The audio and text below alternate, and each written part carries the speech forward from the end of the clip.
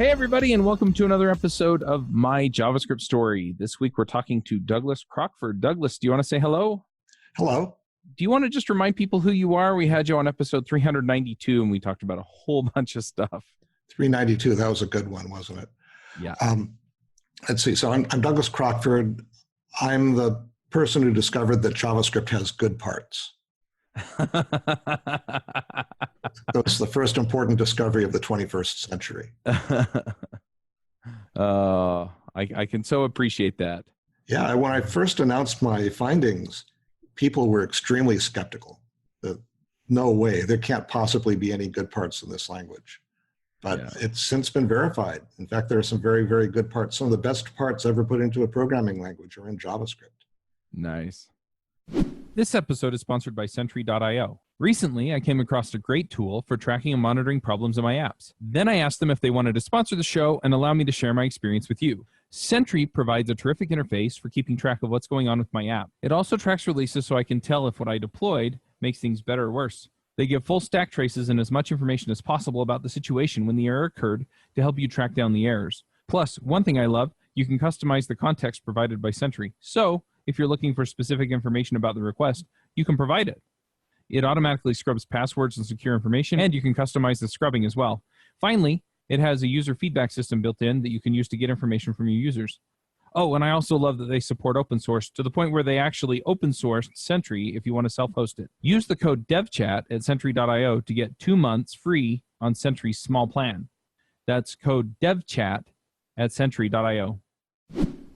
Yeah, I remember, man, early when I was just getting into web development. Yeah, JavaScript was in the browser. It was in the 90s.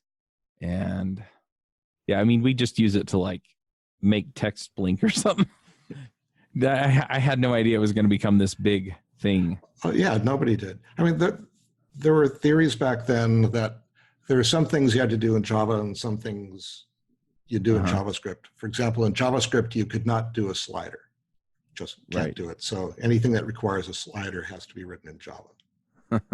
Now it's just part of the browser. You do everything in JavaScript. Yeah. This show, it's going to be interesting, I think, just to dive into your story in JavaScript. And we got some of this in the episode that we did, but yeah, this show is really about just kind of capturing the person behind the discussion that we had. And so I kind of want to go back a little bit before JavaScript and find out how you got into programming. I started programming in college. So I went to San Francisco State University, majoring in radio and television. And I went there because they had one of the best television departments in the world. They just built a new teaching studio and it was state of the art. Well, it wasn't quite state of the art in that they were still doing black and white, but it was way ahead of what was happening at USC or many other schools. Right. But it was also the most expensive major per student at the university. And so it was hard getting into classes. So my first year, I couldn't get into the studio. Oh, wow. So, so I'll do my general studies first year. And one of the requirements was for math. And one of the ways of satisfying that was Fortran. So I took a Fortran class. And at that time, it was punching cards and submitting them to the mainframe in the library. And I was really good at it. And I really enjoyed it. So I took the second class and then the third class, and then that's all there was. Because computer science didn't exist yet, at least not at that school. So I self-taught the rest of it. Oh, wow. That's how I got into programming. That's amazing. So you get in, you're punching cards. I mean, how does this become a career in software development? So in that first semester, I recognized that there's going to be a convergence of television and computing. That was really clear to me. It didn't make sense to anybody else I talked to, but I knew that was going to happen. And so a lot of my career has been bridging those two things. Like the years I spent at Atari, the years I spent at Lucasfilm, and some of the stuff I've done since, that was all about doing that, helping the evolution toward digital media. Right. Interesting. So were you writing for Atari and things like that, or? I worked at Atari. Oh, wow. So yeah, I spent 2 years in their corporate research lab in Sunnyvale. Oh, wow. And I would have been really happy to stay there longer, except the company melted down and I had to move on. Ooh. So where did you wind up after Atari then? After Atari, I went to Lucasfilm, Oh, okay. which was great. Lucasfilm was a great place to work. I was director of technology there. I was there for 8 years. And a lot of my job was to look at new emerging technology and determine if it was going to be fun enough. Fun enough. Right. Is that really a standard they have over there? Or? That was my standard. Oh, okay. It's just, it's interesting, because you think about it and it's, a lot of the times it's, is this going to solve our problem? Is it going to solve it cheap enough? Is it going to be fast enough? Is it, Yeah, I was working for an entertainment company. And so there were lots of consumer electronics companies coming to us hoping that we'll endorse whatever thing they're working on. Right. But before they'd get that endorsement, I would look at it and see, is this really going to be something we want to get behind? Right. Gotcha. It's kind of interesting to just kind of, because my exposure to you has been almost entirely JavaScript based. And so to think about some of these other technologies in this run up to a career in JavaScript, I guess we just don't think about those things because it's not within the context we usually move in. Yeah, and that's the odd thing, because I always tried to be a generalist. I trained myself to be a generalist, but I'm best known as being a specialist in something that I would never have picked. I never wanted to be the JavaScript guy, right? I never had a campaign. This is how I can take over the JavaScript field. I can get in front of this thing. It was never like that. Circumstance had me do stuff in it and learn it and discover what no one else seemed to understand about it. And then I was the JavaScript guy. Gotcha. So I guess the other question I have is, what did you do in the run up to getting involved in JavaScript? So in the early 1990s, I founded a company with 2 partners called Electric Communities. And we were developing secure distributed systems for social interaction and commerce on the internet. It turned out to be a little early for doing that kind of stuff, but we did that. And we had a run of about 8 years. Toward the end, we were approached by Turner Broadcasting. They were developing a collectible trading game for children based on Cartoon Network. Oh, interesting. And they asked us to help them develop the technology because they were aware of some of the stuff that we were doing. So I went out to Atlanta and looked at what they were doing. And we had the stuff that they needed, but we didn't have the client technology that they needed. So came back to, where were we? We're in Cupertino. And, what are we going to do? And the obvious thing was, well, let's write a Java client. Except we had already produced 2 Java clients for this platform, and they were both big disappointments. I didn't want to do that a 3rd time. So I was like, well, what can we do instead?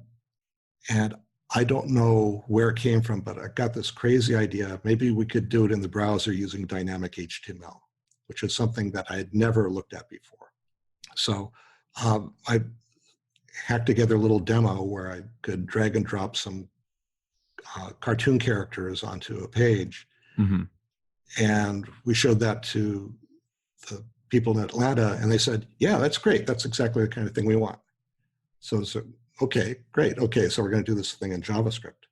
So I assembled my team. I said, okay, we're going to do this in JavaScript. So, obviously some of us are going to be working on the server. Some of us are going to be working on the browser. Who wants to work in JavaScript? And everybody took a step backwards.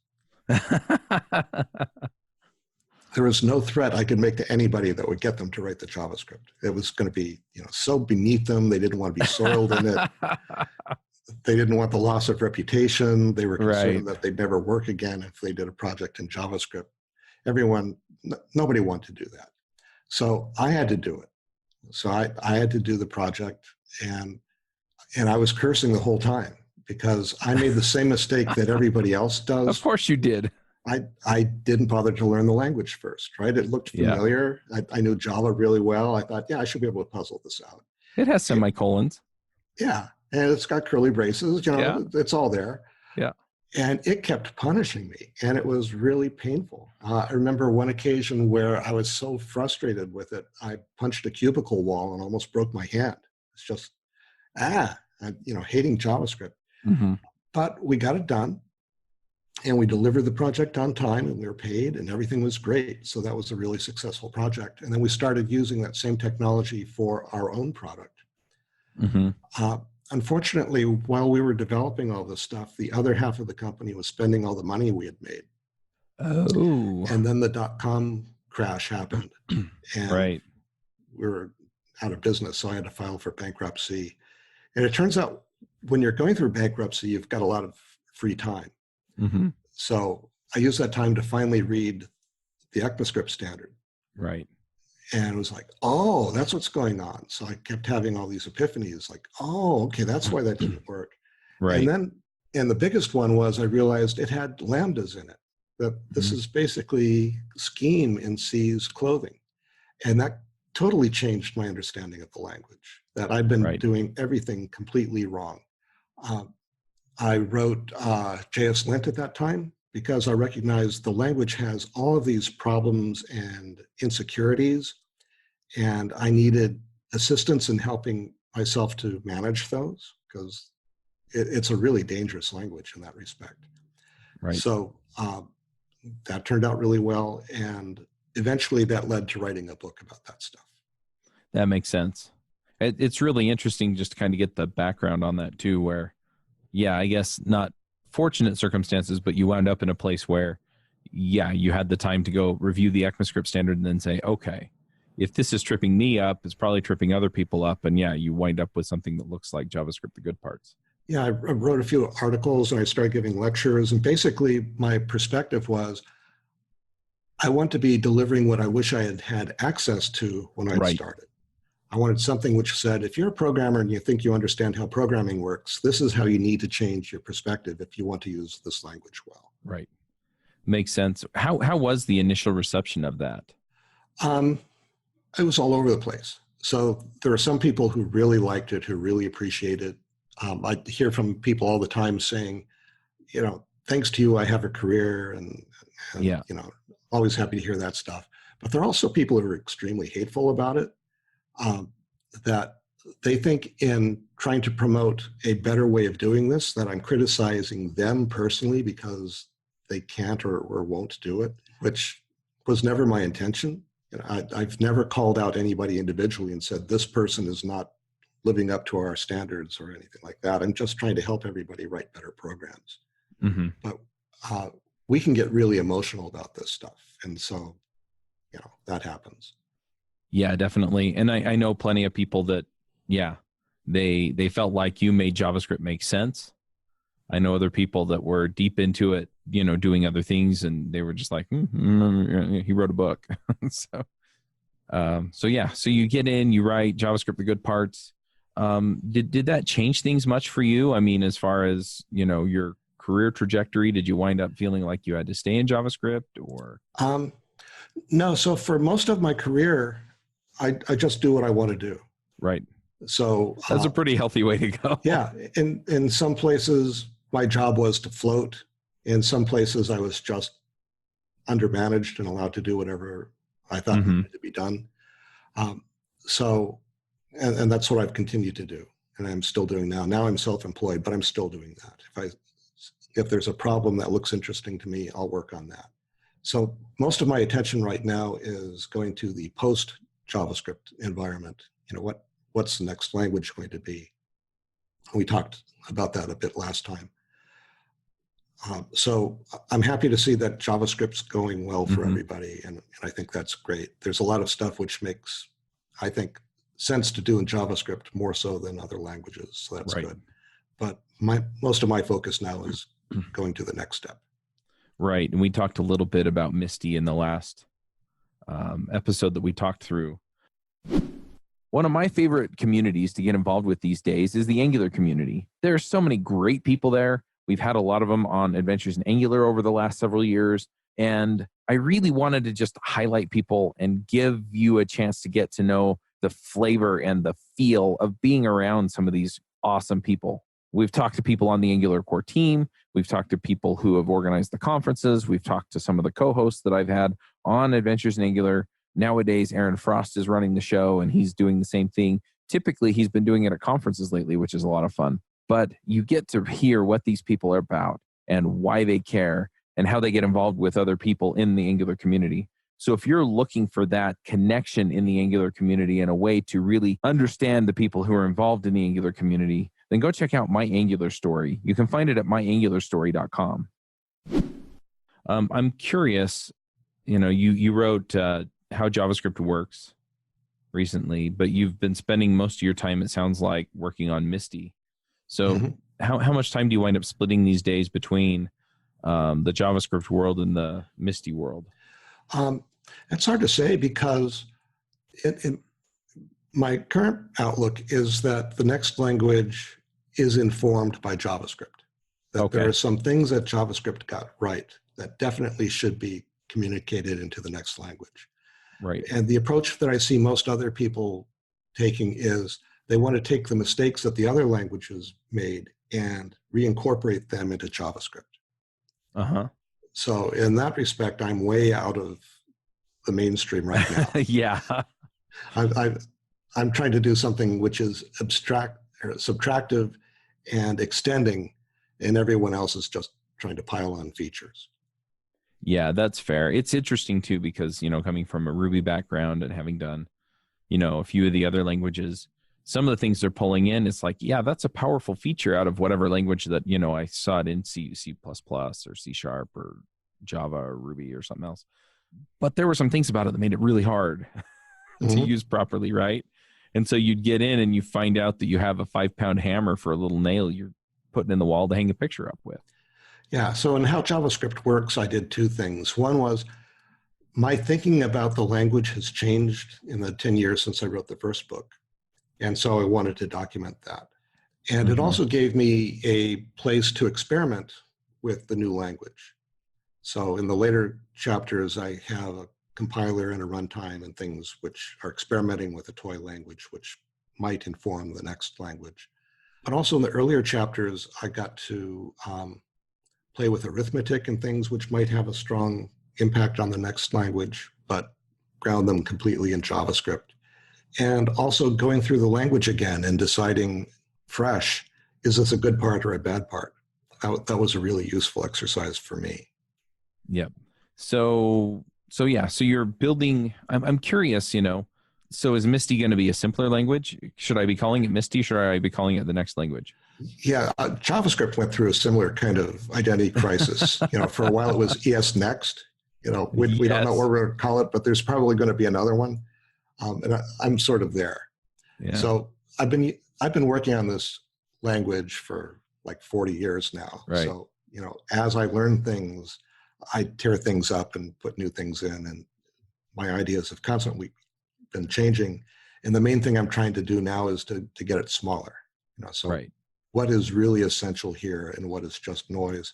That so much of what we do in syntax, for example, is just fashion.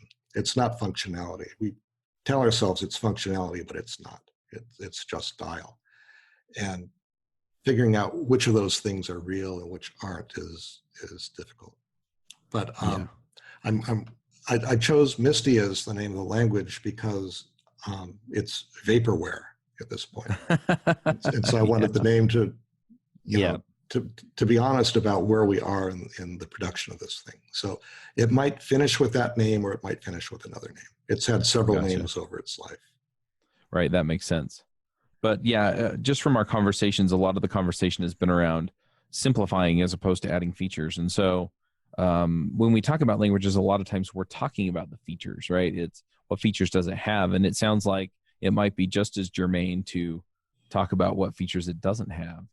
But more than that, I really am interested in capturing the story. So how do you, and your thought process, right? So how do you decide whether something goes in or comes out, or whether it's even going to get considered in the first place? I'm looking at the fundamentals. What is it that you really need? And you're going to have some simple types like some form of text, some form of numbers, probably Booleans. So one argument or design exercise I went through about a year and a half ago was, do we need Booleans? Is that an extravagance, or could we get rid of them? Because there's Right. some languages like APL, which was a brilliant language, didn't have Booleans. Mm-hmm. Instead, you have dummies. So you use 0 and 1. Right. And that worked really well. And there were some specific things which were really convenient because they did that. Right. And so I went back and looked at that hard and tried to imagine two worlds, one with Booleans, one without, and tried to decide which is better. And for a while, I had taken Booleans out of Misty, and now I've put them back in again. I think that they're actually better than not having them. That makes sense. Another exercise I went through was, should we be starting at 0 or 1? You know, the fact that programmers start counting at 0, most other people, including most mathematicians, start at 1. And so that means whenever we talk to normal people, there's already a potential off by one error. And is it worth it? You know, are we doing the right thing and starting at 0? And went very deep thinking about that. And finally, at the end, I decided, yeah, I think we have it right. It starts at 0, and eventually we're going to teach the rest of the world to start counting at 0. Right. And, you know, maybe it'll take a generation or two, but I think the programmers will lead them, because the mathematicians still haven't decided if 0 is a natural number. That's still controversial. Yeah. So, but we know, I mean, mathematicians, 0 is where we start, and there's no ambiguity about that for us. And so I think we can teach everybody else, this is how you do it. Yeah. Interesting. So I'm a little curious. I kind of want to go back again in time, you know, where you're reading the ECMAScript standard and things like that. And, you know, you've got experience from before JavaScript. And so I'm curious, you know, what experiences did you have leading up to that informed your experience there to say, this is good, this is not good? You know, this is lambda calculus, this is, you know, C syntax, things like that. Yeah, so there were two really useful experiences for me. The first was, while I was in college, I learned Lisp. Mm-hmm. There wasn't a formal class in it. I knew one professor who was trying to get it on the program, but not getting it, but I worked closely with her and managed to learn it. I went through the little Lisper, and it was great. So that was a really important experience. And then later, when I started Electric Communities, we developed our own dialect of Java specifically for doing secure distributed applications, because in our view, Java was not by itself a good enough language to do that. Mm-hmm. And so our dialect of Java was called E, and E had closures in it. And so that gave me experience with using closures. So when I read the ECMAScript standard, which is a really difficult document to read, especially the ES3 edition, very, very difficult. It was not written for humans to read. It was written for implementers. You know, this is how you implement. But it doesn't talk about what's actually going on, except in excruciating detail. So I read it, and I remember one day I was out bicycling, and I was running the spec through my head, and suddenly I realized it's got lambdas in it. Right. And I went back and read it carefully, and yeah, it's got lambdas in it. It never says it has lambdas in it. But it does. Right. And then I started telling people, it's got lambdas in it. And I said, no, that's, come on, JavaScript? No way. But it does. And that's why JavaScript is an interesting language. That taking lambdas, functions as first-class objects, with lexical closure, so they're actually doing scheme, and couple that with dynamic objects, that was a brilliant combination. And I think that's one of the key things that happens in the next language. I think the other thing in the next language is going to be support for secure distributed applications. Right. Because all of our programming languages, going back to Fortran, are all in this simple sequential model where everything is happening in one box. Yep. And the world doesn't look like that anymore. We've got lots of boxes sprayed all over the cloud and all over the internet. And even within a box, so lots of tiny boxes I was going to say, running independently. I have a little box in my pocket with a glass screen on it. Yeah. And it's got lots of little boxes in it. It's got little boxes inside. But our programming languages don't really understand that. Java tried to deal with that in giving us threads, but threads don't work. They're not an effective way of dealing with massive amounts of simultaneity. Yeah, it's headaches. You're asking for headaches with threads. Yeah, and it's not reliable enough. We need something much more reliable. And so I think that mechanism needs to be a standard feature of the next language.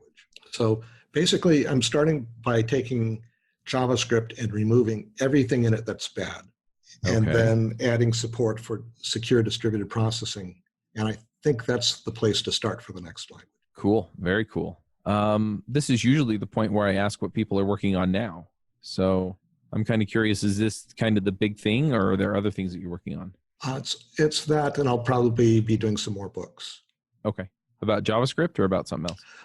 About related things. So right now I'm looking at a book about security, and there may be a book about Misty at some point, and maybe a book about mathematics at some point. Okay.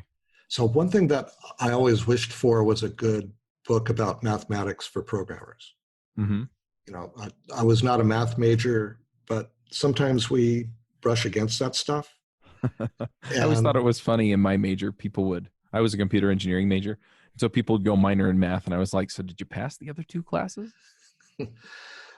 Yeah, so I want to write that book. Yeah, I like it. Similar to the way I wrote the book about JavaScript. You know, if you're a programmer and you need to learn JavaScript, what do you need to know? So it'll be, if you're a programmer and you need to learn mathematics, what do you need to know? Yeah. No, that makes sense. Because, yeah, they kind of put you through the math classes, and it's really for a couple of, ideas out of there more than anything else. And then you learn all this other stuff that you can't remember the next semester because you'd never use it again. Yeah. So you need a cheat sheet for trig, right? You know, because you can't keep those formulas in your head, not if you don't use them all the time. I could for a day, then I'd pass the test. Yeah, exactly. So I want to put that stuff in there, so if you're trying to solve these particular problems, this is what you do. And this is how you think about significance. And this is how you think about truth and other things. I like it. Is there space for a formal logic class? There'll probably be some. So as a programmer, I use the De Morgan laws all the time. And I think that's a fundamentally important thing to be able to do, for example, to take a complex logical expression and invert it. And De Morgan tells us how to do that. Unfortunately, given in JavaScript, that can be a dangerous thing to do because De Morgan's rules do not always hold because of the type coercion rules, which is a problem in the next language. I want to fix that so that complete mathematical reasoning is not contradicted by the programming language. Right. Also, things like solving for a variable. That can be an important thing in programming, where we got this thing and we need to tease it out of it so that we can assign something over there. Right. That you should have gotten that in basic algebra in high school, but some people didn't get it or some people don't remember it. So I'd like to review that stuff as well. Right. Makes sense. Then there's higher stuff like matrices. Matrix computation is now becoming a more and more important thing, partly because of AI, but partly because it's really powerful stuff. Yep. And there are large classes of algorithms which can be trivially solved by matrices. And I think they've been undervalued for a long time just because they were perceived as being expensive. Yeah. But, the APL language loved that stuff. Yeah. You can have a tiny little expression and it just will convolve the matrices and do all this wonderful stuff. And I think that's going to start to come back. Well, I think the other thing is in a lot of this, because, I've seen matrices and vectors and some of the other mathematical constructs available in C-based languages and things like that. And the problem is that, again, people took the class, some of them did, but they don't remember how it all works. And so they don't see it as a solution that they can go reach for. Yeah, exactly. So maybe I can help. Yeah. Very cool. Where do I buy it? It's probably on Amazon, but it'll be a while. Yeah, very cool. A few years ago at a JavaScript conference, I was approached by Nader Dabit, and you might know him for the React Native Radio podcast. He's also a developer evangelist for Amazon. And when he came to me, we had a conversation about React Native. And the thing that I love about React Native is that it's approachable, it's web technology, and it's cross-platform. And it makes a lot of things really easy for developers to jump in and do interesting things on mobile with JavaScript. So we've had this show now running for several years, React Native Radio, where we interview people about the React Native ecosystem, some of the things that are coming out in React and how they affect mobile, and other options that you have for mobile development. So if you're doing mobile development, you're doing it in JavaScript, you're looking for a good option, or maybe you're just trying to stay current with React Native, then go check out React Native Radio at reactnativeradio.com. We're kind of getting toward the end of our time. Is there anything else that I'm always curious, because you're one of the people that people actually, get out and talk about. A lot of the people we have on the show, they're working on some project, and so people are talking about the project. They're not talking about the person behind it, and so we give them a little bit of idea there. But are there things that have been said or done or talked about that you kind of want to set the record straight on? I'm just curious if that stuff's out there. So I've been accused of being opinionated. Can't imagine. But the people who make that accusation have no awareness that they are themselves opinionated. Uh-huh. So I don't know what the moral of that is, but yeah. No, that's fair. We see this in a lot of other arenas in life too, right? Is that, well, I want to be open-minded, but I'm not going to consider your opinion. Or it's, that you're opinionated really just means that we disagree on more than the normal person. Yeah, and it turns out most of what we disagree on is fashion. Yeah. And I'm trying to get past the fashion and get to what's really important. Yeah. We even see this in politics somewhere. We agree that there's a problem there, but not necessarily on how to solve it. Mm-hmm. And so we bring up specific areas where bad things have happened, and it's like, okay, well, what we're arguing about is not that those things shouldn't happen. It's, how do we fix it? And some of it's substantive and some of it's not. Yeah, so I try to teach that we should be making programs that work well and are free of error. Mm-hmm. And that last bit really upsets people. Like, what exactly are you accusing me of? That kind of thing. But humanity, you're human. That's not what I'm saying. I'm saying that's what we should be striving for. Yeah. And if we're putting anything above making our errors or making our programs error-free, then we're not doing it right. Yeah, I agree. And so most of what I'm opinionated is rooted in that. Mm-hmm. I'm just trying to figure out how to write good programs. Yep, that makes sense. Very cool. Well, we do picks on this show like we did on the other show. Before we do that, do you want to remind people where to find information about you or what you're working on? So my personal website is crockford.com. Most of what I'm working on is still in the shadows, so you're not going to see that, but you'll get links to everything I had been working on. My book is available on Amazon and Google Play and maybe other places as well. There might even be a bookstore that has it on a shelf, but I'm not aware of that. I don't know if that happens anymore.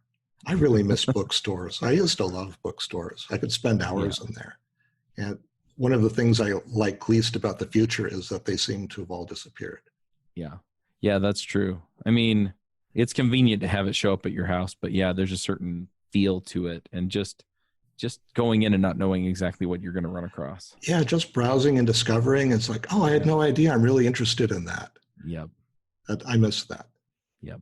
Now, I was going to ask one more question before picks, and I forgot, so I'm going to ask it, and then we'll do the picks. And that is, if you and I sat down over lunch and we weren't talking about programming, what kinds of things get Doug Crockford excited? Like what kinds of things would we end up talking about? Political reform. I think the two-party system has done terrible damage to our country. The only thing worse than the two-party system is the one-party system. So fair.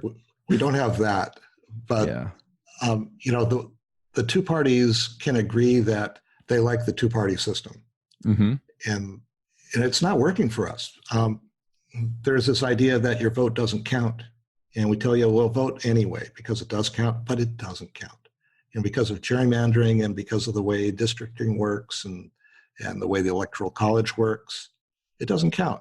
That it may be that it's impossible for you to vote for a representative and get him elected. You just can't, because we have this 18th century idea about how we're organized geographically, which just doesn't work anymore. Mm-hmm. So I've been thinking a lot about how would we reform the way we do things.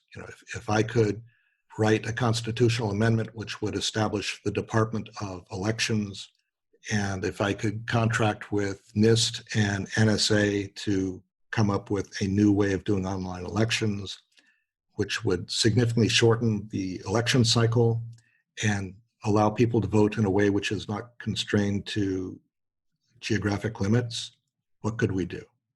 Interesting.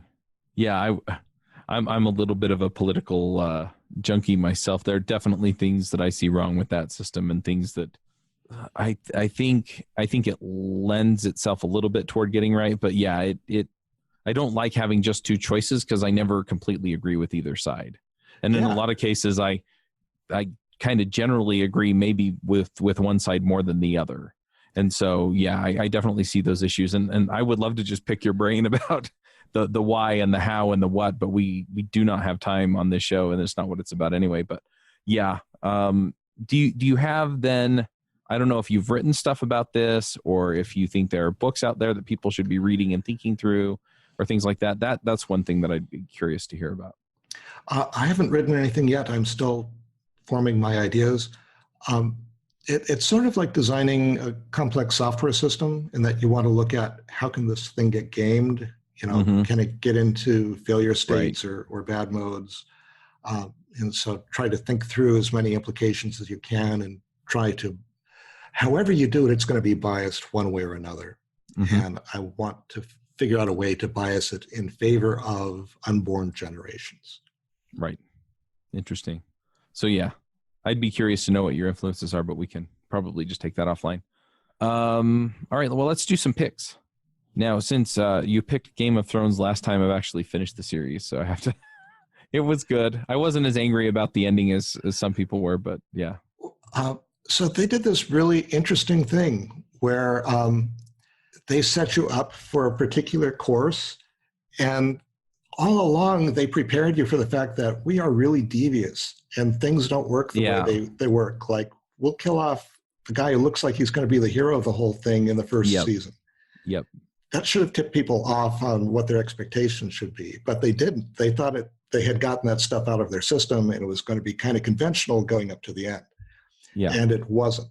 And so they were blindsided by this thing. But if you look at it with awareness that was going to happen, yeah, of course that was going to happen.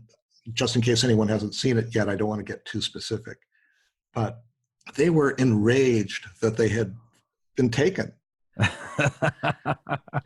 And thought that they were made to feel foolish, because a lot of these guys had been on YouTube and on the blogs and all this stuff predicting what they thought was going to happen, and it went in a completely different way. And I guess they thought they looked silly. But I think it was just evidence that the show was really working. They were saying the last season was so badly written, and that's because the guys who are doing the writing are totally incompetent and they're awful, which ignores the fact that this was one of the highest rated shows in the world. Something, a bloody medieval fantasy, that does not become a popular show, right? Right. Martin put a lot of brilliant stuff into the books, but that stuff doesn't get on the screen by itself. Right. There was brilliant writing on that show, which is why we loved it. That's why we watched it season after season after season, and why we were so invested in the end. Yeah, well, the other thing is with the final season, I'd heard that too before I'd even watched it. And I was like, okay, well, I'm going to temper my expectations. But by the end of the 7th season, I'm sitting there going, there's only one season left? How are they going to wrap all this stuff up? And so the fact that they got it all in, and I didn't throw things at the TV at any point, I mean, that was a success. And so, yeah, there were some areas where I thought they probably could have done a little cleaner job of this or that, but I wasn't that angry with it. Yeah, so people set this impossibly high standard for it. Yeah. And of course it didn't meet the impossibly high standard. And they would not forgive it for having failed. But I think it was brilliant. I think it's the best show that has ever been made. Yeah. It was really good. I mean, the ending did throw me for a loop. I thought about it for a while, and I realized that, they did kind of lead you into it, both to expect one outcome and then to actually expect the outcome you got. Like, you start looking back at it and you're going, okay, maybe this and maybe this. And, you stack enough of those together and you're going, okay, it was really hard to see it, but, yeah. Anyway, anything you want to shout about on this show? Yeah, Ed Snowden's book, Permanent Record. Okay. Everybody should read that. Yeah. Oh, boy. He is such an interesting person out there, too. We should bring him home. My biggest disappointment with the Obama administration is that they exiled him. And it's completely ridiculous to think that Trump would bring him back. But maybe the next president, whoever that turns out to be, will finally exonerate him and let him return. Yeah, I mean, I kind of see both sides of that issue, but I don't know enough about it to staunchly advocate for one outcome or the other. But yeah, a lot of people, they tend to come down on one side or the other, and I don't feel comfortable in either place. So I do. I think he's a patriot. Yeah, he's a hero. He's a good American. Fair enough. We'll have to read the book. Anything else you want to shout out about? Nope. Okay. I just didn't want to cut you off before I jumped in. So, yeah, I've got a few picks. One of the picks I have, and it's kind of a really simple thing, but I've been traveling quite a bit lately.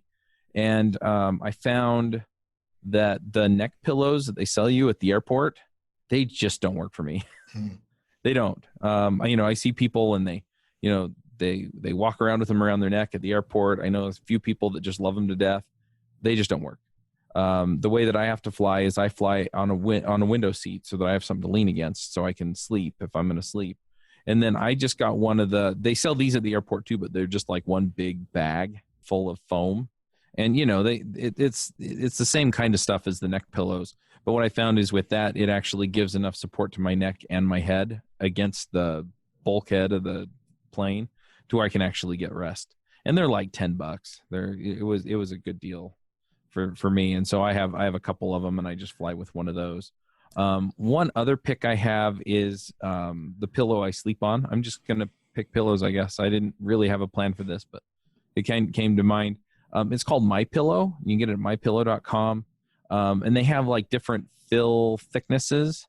But the thing that I found is that I'm really picky with pillows. And for years and years, I hated the pillows that I got. And the reason is that I like to have a lot more support and have my head propped up higher. And with these pillows, over the course of the night, my head would sink into them. And this pillow I bought, and I didn't love it for the first year. And then I figured out that they're designed so that when you push the ends in, it fluffs the pillow back up and it'll stay fluffed up for the whole night. So if you sleep on it night after night after night and you don't fluff it back up, then it'll collapse like the other pillows do. But once I figured that out, I just fluff it up every night and I get a good night's sleep on it every night. So I'm going to pick that. And then the last thing I'm going to pick, so my wife has trouble sleeping at night as well. And I've been doing pretty much whatever I can to get her to the point where she can, sleep well. And so I bought a chili pad. And what it is it runs distilled water through it, but it actually, you put it on top of your mattress under your sheet and it sets the temperature for the bed. So yeah, so you can set it, to basically whatever you want. And so that's helped her and I both get better sleep. I didn't buy it for me, but it's worked out for me. So yeah, you can set the temperature in your bed and then you can rest and and just get the rest you need there. So I'm going to pick that as well. All right, Doug, thank you for coming and talking to me again. You bet. Yeah, this is a lot of fun. And I'd love to just dive into more history and stuff with you and just see where you've been. But we'll have to do that another time. All right, looking forward to it. All right. Well, in the meantime, folks, max out. Bandwidth for this segment is provided by CacheFly, the world's fastest CDN. Deliver your content fast with CacheFly.